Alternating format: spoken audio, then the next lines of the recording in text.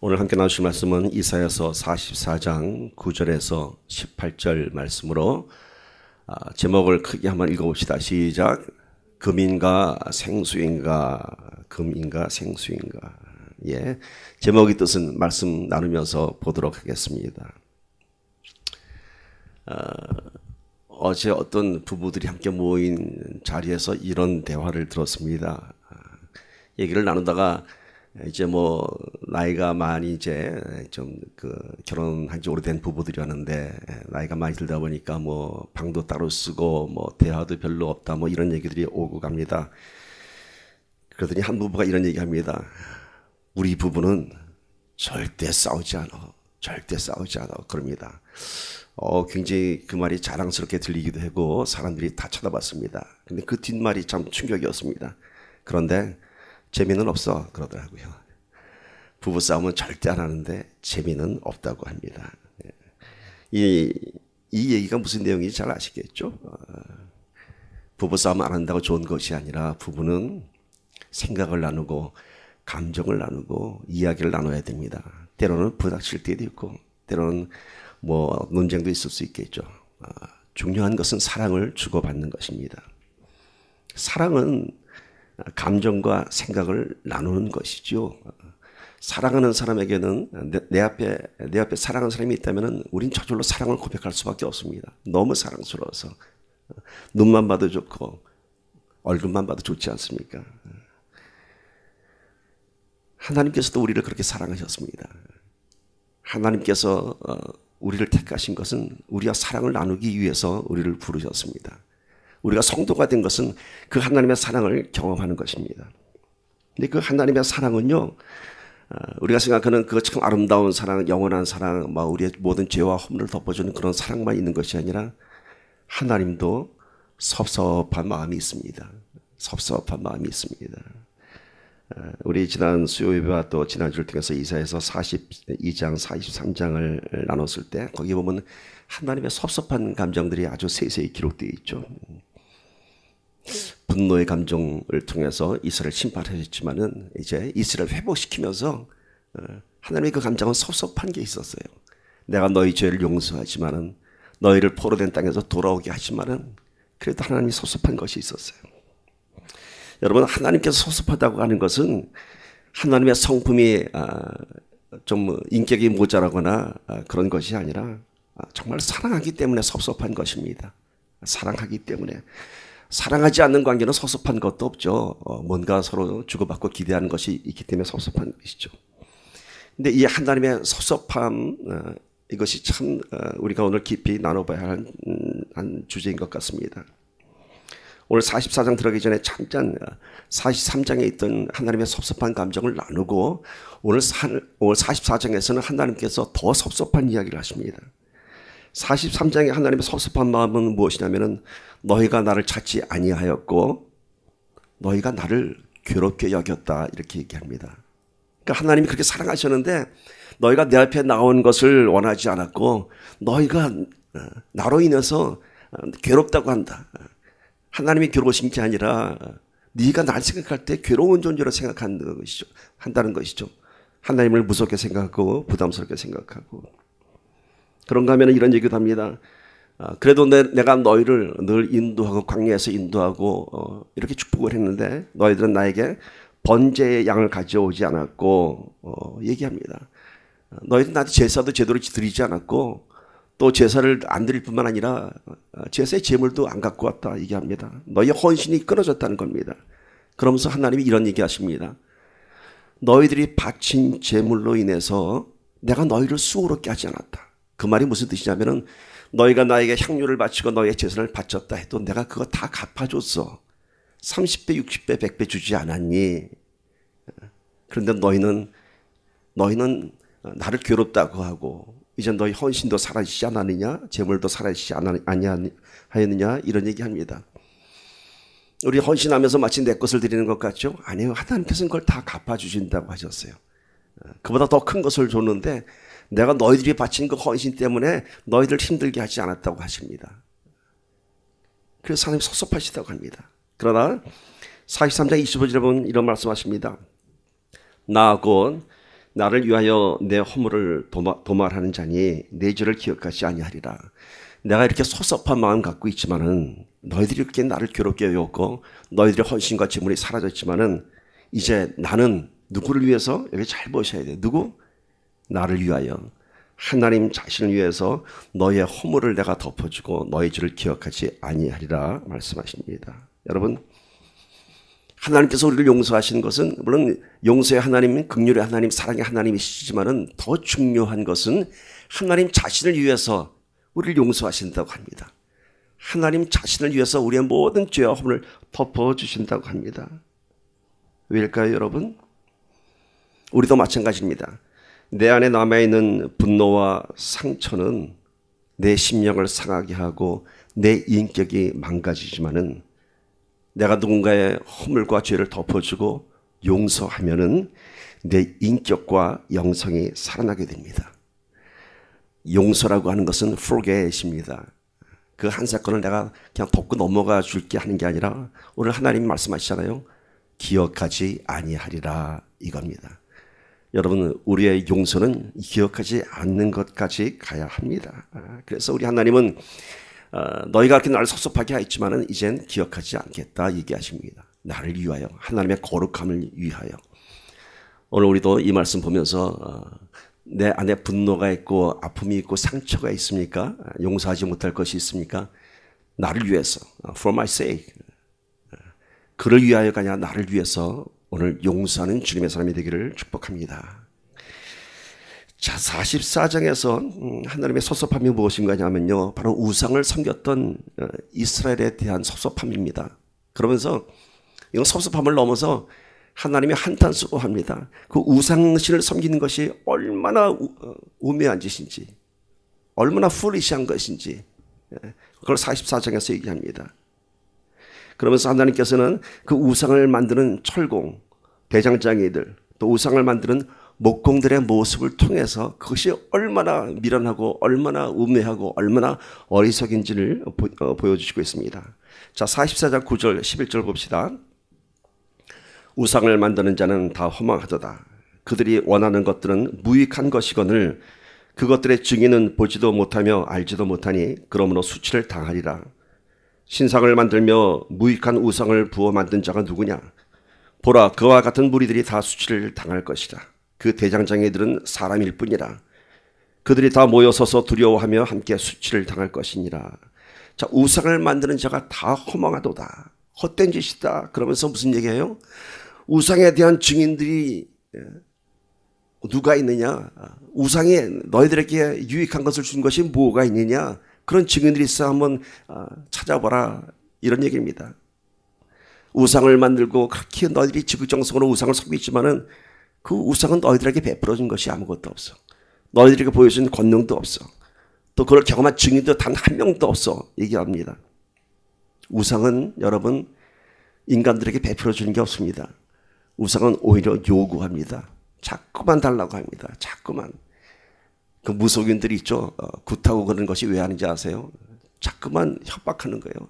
굿 안 하면은 뭐 어떻게 된다. 뭐 큰 사고가 난다. 이거예요. 그것이 우상의 실체입니다. 왜냐하면 가짜이기 때문인 것이죠. 그래서 오늘 말씀해 보니까 그러므로 그들은 수치를 당하리라 얘기합니다. 수치를 당하리라. 여러분 잘 아시잖아요. 갈멜산에서 엘리야와 450의 바알 선지자들과 그런 영적인 전투를 했을 때 망신당했잖아요. 그 바알 신이 한 게 뭐가 있어요? 아무것도 없잖아요. Nothing. 그러나 우리 하나님께서 3년 만에 가뭄을 걷어내는 구름을 덮어주셨습니다. 그러면서 얘기합니다. 우상을 만든 자가 누구냐? 우상을 누가 만들었느냐? 물론 사람들이 만들었죠. 그리고 그것을 또 형상화하기 위해서 대장장이가 만들었었고, 대장장이는 가장 천한 직업이죠. 당시에. 목공들이 만들었고. 그러면서 스스로 만든 우상신을 섬긴 모든 자들이 결국은 수치를 당하게 될 것이다. 이렇게 얘기합니다. 이런 이스라엘의 우매함을 보면서 우리가 왜 이스라엘은 그렇게 그 놀라우신 하나님을 경험했으면서도 우상신의 마음을 빼앗겼을까라고 안타까운 마음을 갖게 되죠. 그렇다면 우리는 정말 온전히 하나님 앞에 나오는 성도인가요? 우리는 우상이 없는가요? 한번 생각해 봅시다. 우상은 뭐 어떤 조각물을 앞에서 절을 하고 뭐 어떤 철이나 나무로 만든 것이 우상이 아니라 어떤 형상이 우상이 아니라 내 인생에 하나님보다 우선한 것이 있다면은 하나님 외에 내가 믿고 의지하는 그 무엇인가가 있다면은 그것이 내 인생의 우상입니다. 다른 어떤 불상 가서 절에서 우상이 아니라 크리스찬이면서 성도이면서도 내 안에 하나님보다 더 귀하고 더 우선한 것이 있다면 또 하나님보다 더 의지하고 있는 것이 있다면 하나님보다 더 집착하고 있는 것이 있다면 그것이 바로 우상입니다. 내 직업, 내 사랑하는 사람들, 우리 옆에 참 소중한 가치들이 많이 있습니다. 그러나 그 모든 것이 다 하나님보다 우선할 수 없습니다. 내 직장이 하나님보다 귀하면 우상이 되는 것이고 내 사랑하는 사람들이 하나님보다 더 귀하다고 생각되면 우상이 되는 것입니다. 물론 다 중요한 가치입니다. 여러분, 내 직장도 귀하고요, 내 경험도 귀하고 내 지혜도 귀하고 내 사랑하는 가족들, 사랑하는 사람들 다 소중한 존재입니다. 그런데 중요한 사실은 그 모든 것들이 It's not mine, 내 것이 아니라는 것이에요. 어디서부터 왔다고요? 하나님께서 주신 것입니다. 하나님께서 주신 것입니다. 그런데 우리가 그것을 하나님보다 더 귀하게 여기고 더 중요하게 생각한다면 그것이 우상이 되는 것입니다. 우리 사랑하는 자녀들마저도 보면 얼굴 보면 내 자식이죠. 맞죠? 왜? 나와 내 남편 또는 내 아내의 그런 생물학적 유전자적 결합에 의해서 출생이기 때문에 나를 닮고 아내를 닮았습니다. 어쩌면 자라면서 이렇게 나하고 똑같은지. 그래서 너무 이쁘죠. 그래서 내 자식이라고 하지만은 엄밀히 말하면은 그 자식도 하나님께서 주신 것입니다. 왜일까요? 나와 내 아내가 만들었다고요? 나와 내 아내의 만남은 누가 만드셨을까요? 자꾸 올라가면 하나님께서 주신 것이에요. 우리의 만남과 모든 선택까지도 우리의 하나님께서 주관하셨기 때문에 지금 내 사랑하는 아들은 내 딸은 나를 닮았지만은 내 아내를 닮았지만은 내 것이 아닌 하나님께서 주신 것입니다. 우리가 사랑하고 소중히 여기는 모든 대상들보다 더 우선인 것이 하나님입니다. 정말 내가 사랑하고 소중하게 여기는 그 모든 것들을 하나님께 맡기고 하나님께 의지하는 그것이 바로 참된 신앙인의 모습입니다. 내 것이라고 내가 관리하면 잘 될까요? 내 것이라고 내가 집착하면은 그 안에서 내가 기쁨을 얻을 수 있을까요? 여러분, 내가 매니지하면은 내가 관리하면은 실수할 수도 있고 망가뜨릴 수도 있고 잃어버릴 수도 있습니다. 그러나 그 모든 것을 주신 하나님께 우리가 맡기면은 그 가치는 더욱더 내 인생에 큰 기쁨이 될 것입니다. 우리에게 주신 그 모든 것들은 하나님께서 우리에게 이 한 인생 살아갈 동안 주신 위탁하신 것이에요. 그것을 다시 우리가 하나님께 디파짓하는 거예요. 다시 위탁하는 거예요. 하나님께서 주셨으니까 하나님께 맡깁니다 하면은 하나님께서 우리의 소중한 것들을 잘 이렇게 인도하시는 것입니다. 자동차가 고장나면은 그 자동차 딜러에 가야죠. 다른 딜러 가면 안 되죠. 내가 고칠 수도 없고 내가 관리할 수도 없죠. 그 만든 제조회사의 딜러를 가야 되죠. 내 인생이 고장나면 어디를 가야 할까요? 하나님께 가야죠. 나를 지으신 하나님께. 그런데도 우리는 내 인생에 소중한 것들이 더 많습니다. 하나님보다. 오늘 그것을 하나님께서 서술하다고 합니다. 자, 9절에서 11절에 이어서 우상을 만드는 더러운 행위들을 아주 구체적으로 말씀하고 있습니다. 아주 구체적으로 말씀하세요. 너희들이 우상 만드는 것이 어떤 모습인지. 이렇게 구체적으로 아주 디테일하게 하나님께서 말씀하시는 이유는 우상을 만들고 섬기는 일이 참으로 허망한 일이며 이로 인해서 나 하나님이 얼마나 마음이 아픈지를 전하고 있는 것입니다. 여러분, 정말 마음 아프고 정말 견디기 힘든 일이 있으면 어떻게 얘기합니까? 자꾸 얘기하잖아요. 자꾸. 부부싸움 할 때도 잔소리가 자꾸 되는 건 뭔가요? 그만큼 상처가 큰 것이죠. 오늘 하나님께서 이렇게 디테일하게 말씀하시는 것은 그만큼 하나님이 많이 아프신 거예요. 첫 번째는 우상을 만드는 대장장이의 모습을 그리고 있습니다. 대장장이들은 뭘 만들었을까요? 금송아지, 신상, 여러 가지 그런 금속 조각들을 만들었겠죠. 금속 조형물들을. 44장 12절 봅시다. 철공은 철로 연장을 만들고 숯불로 일하며 망치를 가지고 그것을 만들며 그의 힘센 팔로 그 일 하나 배가 고프면 기운이 없고 물을 마시지 아니하면 피로하니라. 당연한 말씀이죠. 그저 대장장이는 불 앞에서 일하는 사람입니다. 대장장이들의 팔뚝 보셨어요? 이만합니다. 매일 그 햄머지를 하니까 힘이 세죠. 근데 불 앞에서 일하니까 금방 지치죠. 자꾸 물을 마셔줘야 돼요. 그 대장장이들이 만든 것이 바로 우상이에요. 하나님이 왜 이런 이해가 하셨을까? 너희들 만드는 것이 얼마나 웃기는 짓인지 몰라. 이거 얘기하는 거예요. 너희들이 그렇게 망치질하고 불에 녹이고 쇠를 달구고 해서 만들어 놓은 그 우상 앞에서 너희들이 절하고 제사 지내지 않니? 경배 올리지 않니? 이 말씀 뒤에는 뭐가 있냐면요. 자, 대장장이들이 그 망치질을 하다가 힘들고 지치면 물도 마시고 그래야 되지 않니? 이건 뭐냐면은 너희들이 그렇게 정말 숭배할 신이라면 그것이 그 우상의 능력이 있다면은 그 인간의 땀을 흘려가면서 만들 거 뭐 있니? 무슨 말씀인지 아세요? 정말 그 우상에 경배할 만한 대상의 것이라면 왜 가장 천한 직업인 대장장이가 땀 흘려서 만들어야 되겠느냐? 그리고 그것이 왜 너희들이 우상이 되어야 되느냐? 이겁니다. 하늘의 보기에 너무 어이가 없다는 것이에요. 내 사랑하는 사람이 누구를 또 사랑하게 됐어요. 근데 그 사람이 참 나보다 더 멋진 사람이라면은 그래도 그나마 좀 이해하죠. 근데 정말 형편없는 사람한테 마음을 뺏긴다면 그거 얼마나 열받겠어요. 우리 하나님이 그 얘기하는 거예요. 아니 너희들이 저러고 숭배하는 그 우상이 뭐라고? 대장장이들이 만든 거 아니야. 만들다가 힘들면 지치고 물 마시고 또 하나 만들고 그런 거 아니냐. 그게 어떻게 너희의 우상이 되겠냐 하는 것이에요. 아무런 가치도 없지. 단지 인간이 만든 구조물에 불과한 것이에요. 그러면서 하나님께서 무슨 말씀하시냐면요. 나는 스스로 존재하는 하나님이다 얘기하세요. 너희들의 우상은 너희가 만들어내고 너희가 지어야 되지만 나는 나 스스로 존재하는 자다. 출애굽기 3장 14절 보세요. 하나님이 모세에게 이르시되 나는 스스로 있는 자이니라. 또 이르시되 너는 이스라엘 자손에게 이같이 이르기를 스스로 있는 자가 나를 너희에게 보내셨다 하라. I am I. 나는 스스로 있는 자다. 다른 우상신들처럼 대장장이가 불달궈서 만든 나가 아니야. 난 스스로 있는 자야. 이렇게 얘기합니다.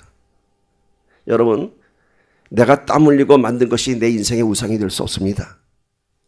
내가 만들었다고, 내가 귀하다고 내 인생의 우상이 될 수 없습니다. 우리 인생의 성공은 내 손에 있는 것이 아니라, 내 능력에 있는 것이 아니라, 내가 만드는 인생의 성공이 아니라 스스로 계신 하나님께서 만드시는 인생의 성공을 경험해야 합니다. 스스로 계신 하나님께서 우리의 인생을 만들어 주십니다. 그것이 참된 가치 있는 것이죠. 내게 있는 그 모든 것이 스스로 계신 절대자 하나님으로부터 온 것임을 깨닫게 될 때 우리 신앙이 비로소 하나님을 기쁘시게 하는 신앙이 될 것입니다.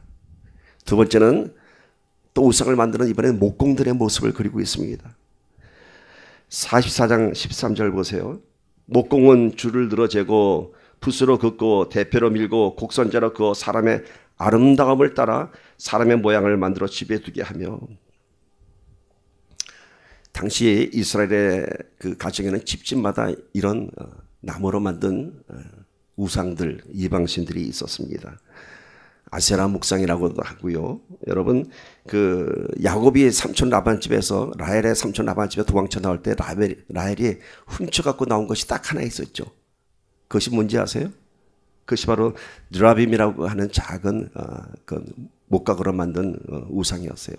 사진을 좀 한번 봅시다. 이 목각으로 만든 저 보세요. 작죠? 손 안에 들어간 이거는 이제 바알 목상과 아세라 목상입니다. 저 실제적으로 저것이 유적지에서 발견된 것입니다. 저런 것들을 만들었어요.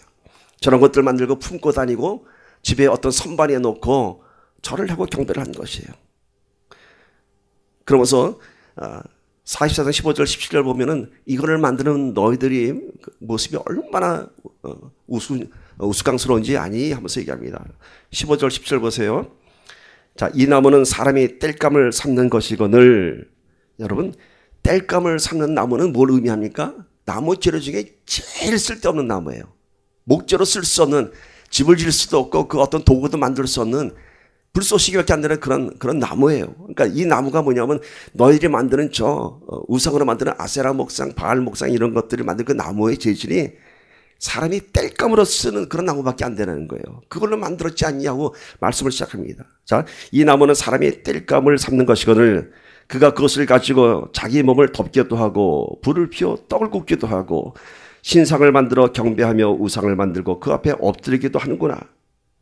그 중에 절반은 불에 사르고 그 절반으로는 고기를 구워 먹고 배불리며 또 몸을 덮게 하여 이르기를 아하 따뜻하다 내가 불을 보았구나 하면서 그 나머지로 신상 곧 자기의 우상을 만들고 그 앞에 엎드려 경배하며 그것에게 기도하여 이르기를 너는 나의 신이니 나를 구원하라 한도다.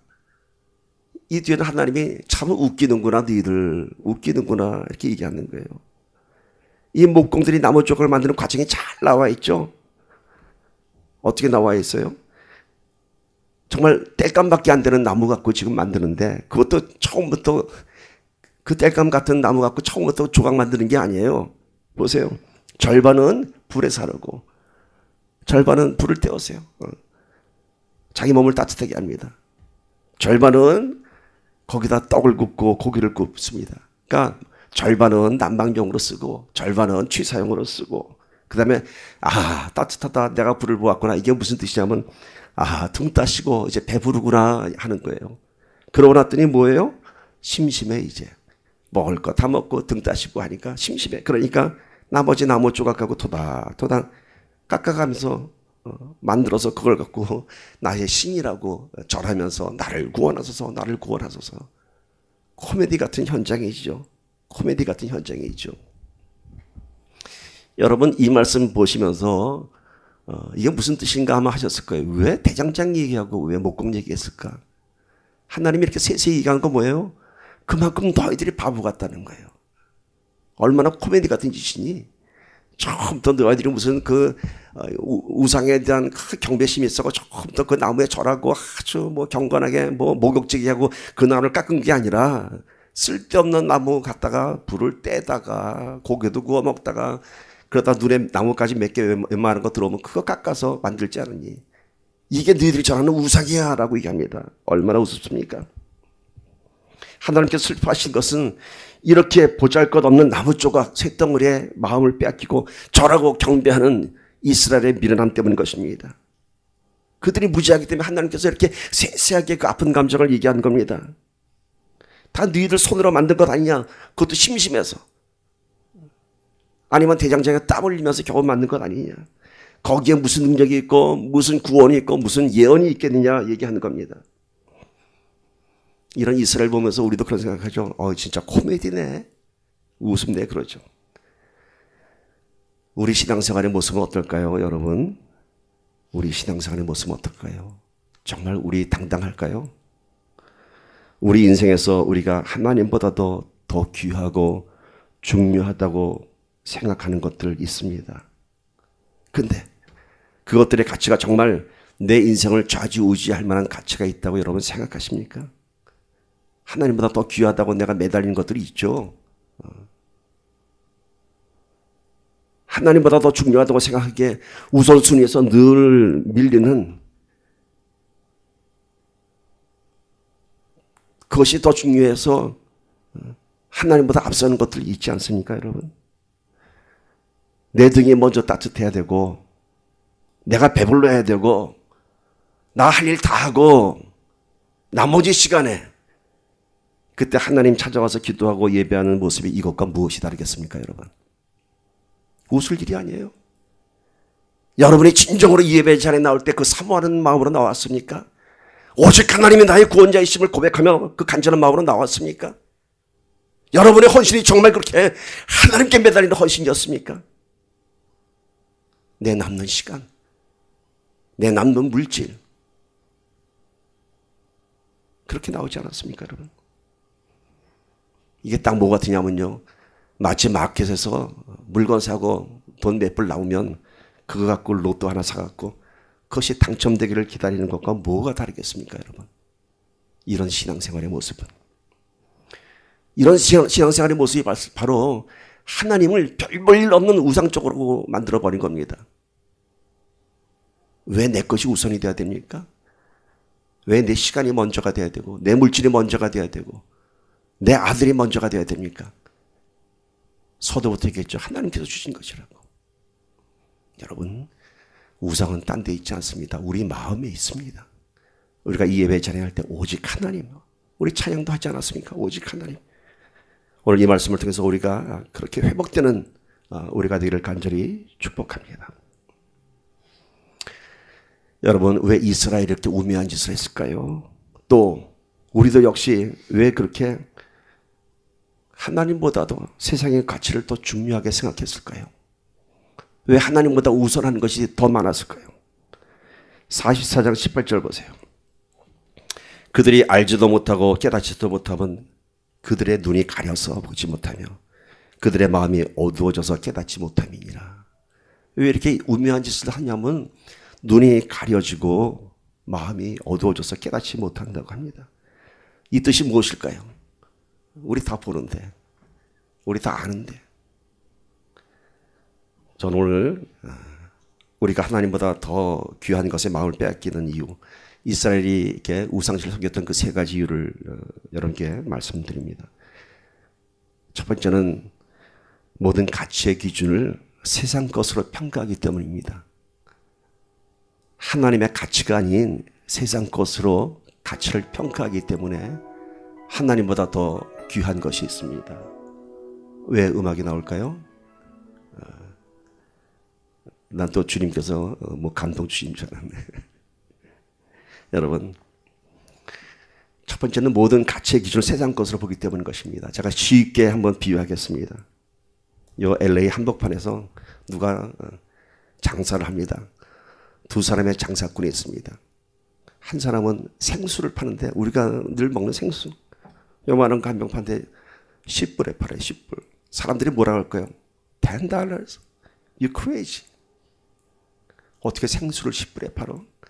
근데 옆에 있는 좌판생이 하는데 그 사람은 뭘 파냐면 금을 팔아요. 금. 근데 그 금이 24캐럿 진짜 골드예요. 보증서 다 있어요. 근데 그것도 10불에 팔아요. 와우. He's crazy too. 그죠? 사람들은 어디로 갈까요? 당연히 금 사러 가죠. 금 사러 가죠. 자기 있는 돈만 다 드는 것이 아니라 빨리 집에다 전화해서 돈 다 갖고 와. 빨리 이리 와. 큰일 났어. 사람들이 다 몰려들 것입니다. 그 10불짜리 금 사기 위해서. 누가 바보일까요? 솔직히 얘기해 보세요. 자꾸 내가 이렇게 물어보면 참 이게 뭘 얘기하나 그러지만 그거. 금 안 사는 사람이 바보죠. 그죠? 금 안 사는 사람 바보예요. 10불인데 그거 왜 안 사? 바보죠.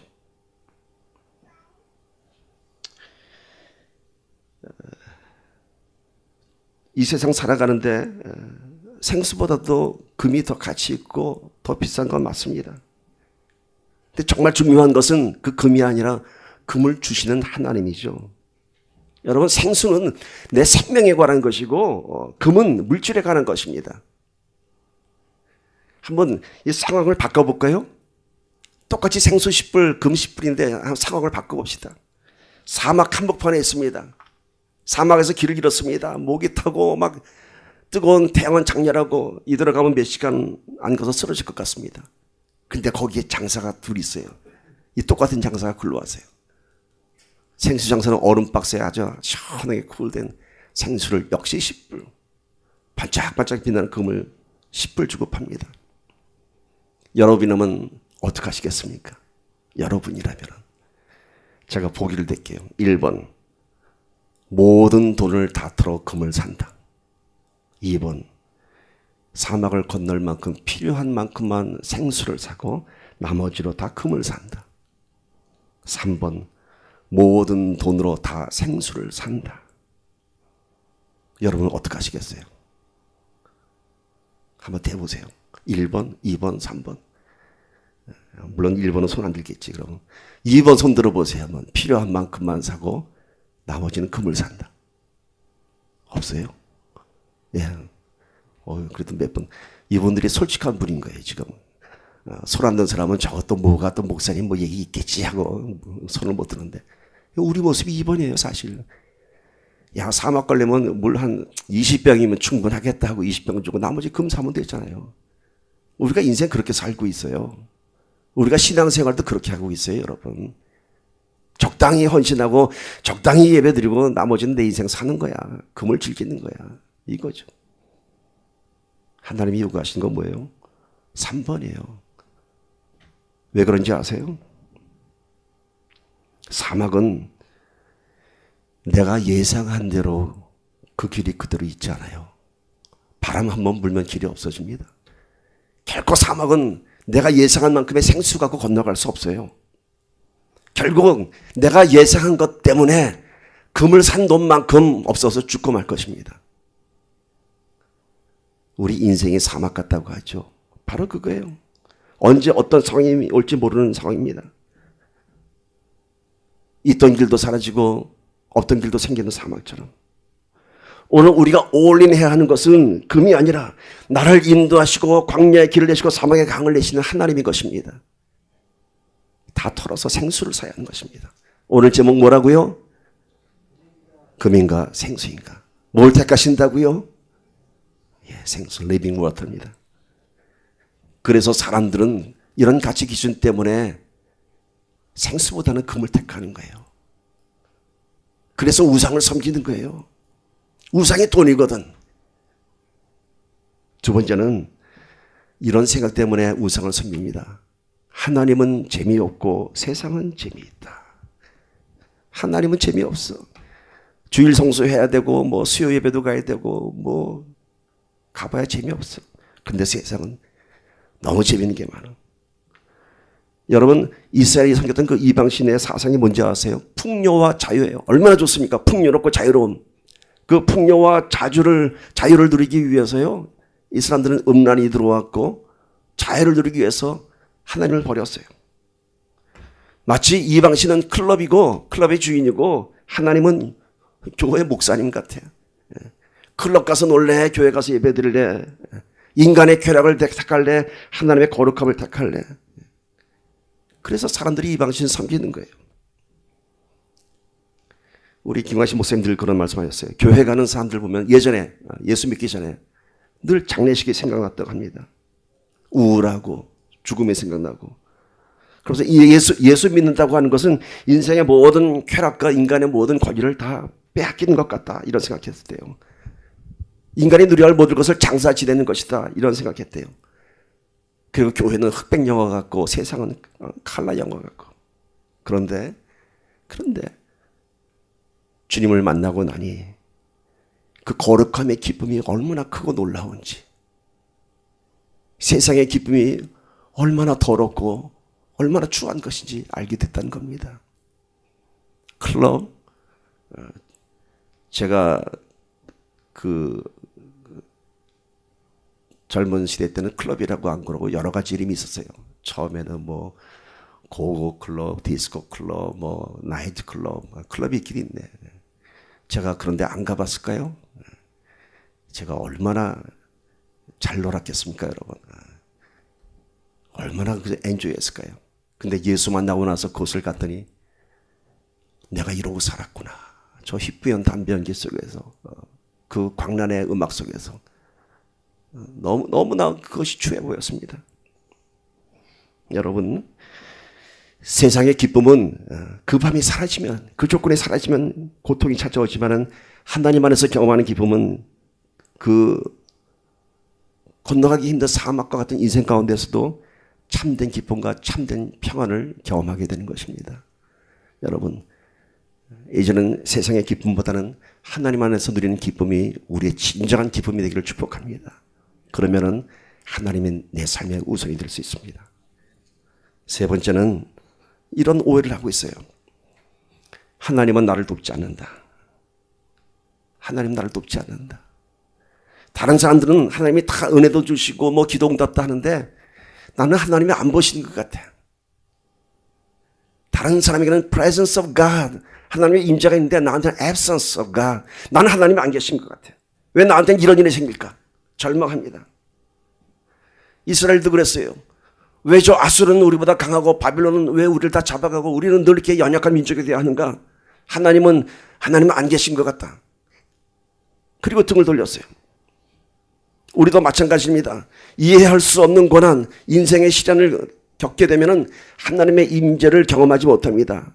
그리고는 하나님이 없다고 스스로 결론을 내립니다. 그런데 우리 하나님은 오히려 그렇게 놀라운 견딜 수 없는 시련 속에서 우리를 붙잡고 계시는 분입니다. 그 속에서 하나님의 임재가 더 충만합니다. 근데 우리가 보지 못할 뿐이죠. 매년 보통 20 또는 25개의 태풍이 발생한다고 합니다. 태평양에서 생기는 건 태풍이라고 그러고 저 카리브해에서 생기는 건 허리케인이죠. 강한 열대성적 기압입니다. 그 태풍을 위해서 많은 피해를 입을 때 그런 얘기가 있죠. 왜 하나님은 태풍을 일으켜서 이렇게 큰 피해를 입게 하실까? 태풍이 있는 이유가 있습니다. 태풍이 없으면 바다는 썩고 맙니다. 태풍은 바다 깊은까지도 다 뒤집어서 바다를 정화시키는 역할을 한다고 합니다. 또 태풍 때는 고기가 나온다고요? 태풍이 지나가고 나면 어획량이 엄청나게 늘어난다고 합니다.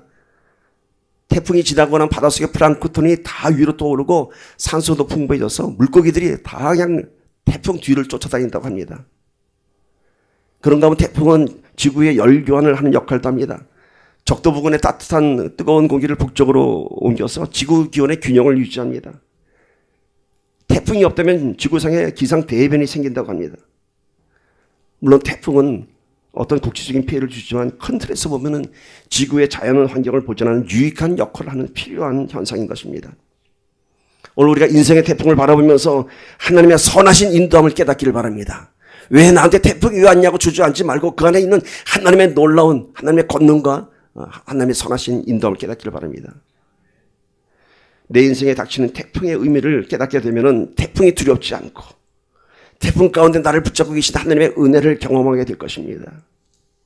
그 인생의 태풍을 통해서 우리가 버려야 할 것을 버리게 되고 새로 얻는 것들이 있게 될 것입니다. 내 인생이 변화됩니다. 여전히 내가 버리지 못하고 여전히 하나님보다 더 우선한 것이 있다면 큰 태풍이 찾아올 것입니다. 왜? 하나님은 우리를 사랑하시기 때문에, 우리를 살리시기 위해서 네가 나보다 더 귀하다고 여기는 것 그거 버려야 돼. 그걸 버리기 위해서 태풍을 일으키는 겁니다. 인생의 태풍이 부는 것은 하나님께서 우리를 외면하시는 것이 아니라 우리를 더욱더 적극적으로 구원하시고 살리기 위해서 우리의 삶에 개입하시는 것입니다. 하나님은 약속하셨습니다. 두려워 말라. 내가 새 일을 행하리라. 지난 일을 모두 잊으라. 내가 너의 허물을 덮고 너의 죄를 기억하지 아니하리라. 이제 우상을 섬겼던 세상의 마음을 빼앗겼던 너의 눈을 하나님을 향해 뜨고 세상에 빼앗겼던 너의 마음을 하나님께 드리고 내 삶 속에서 너의 삶 속에서 행하신 하나님의 놀라운 일을 찬양하라. 너희가 나의 증거자가 되리라. 세상이 나를 알게 되리라. 이게 이사야서 44장의 메시지입니다. 자, 오늘 말씀 다시 한번 우리 마음속에 묵상하시면서 함께 기도하기를 원합니다. 여러분, 우상을 섬겼던 이유는 하나님보다 우상이 더 가치 있다고 생각했기 때문인 것입니다. 그 우상